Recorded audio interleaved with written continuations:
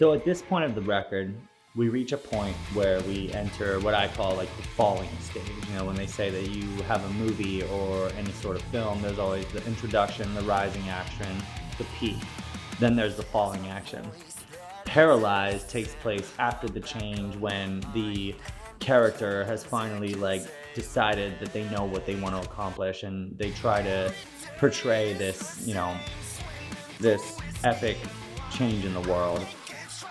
But that voice in the back of their head still is just clawing at the surface. So Paralyzed kind of talks about where the character is in their current life and where their cellular knowledge or the being of the past starts to kind of scratch the surface again and remind them that they're meant to be even greater and even more.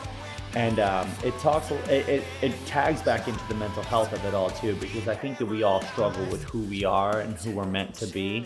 And this being has dealt with that their whole lives. There's still this voice that's yelling at them, that's trying to progress them even further. And Paralyzed it's a little bit of a darker vibe because they're finally addressing it again and they're trying to deal with that kind of challenge that they're being faced with. Because okay, the change has begun and you've brought about a change in the world, but they still struggle with that voice that's trying to continue to push them forward. And so it gets a little bit heavier here, and it talks about, when they close their eyes, they see not who they want to be, but who their the previous being wants them to be. And it takes its toll and it makes them struggle, and they start to wonder if it was ever right in the first place that being even existed.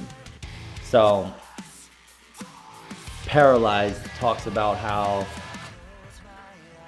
it's sort of when the vessel decides that it wants to take its destiny into its own hand instead of being who its cellular past lives wanted them to be. So they won't be paralyzed by circumstances or by expectations that they're going to continue to progress forward the way they see fit. And it kind of acts as that final battle between who they are and who the soul from Life, Death, Rebirth wanted them to be.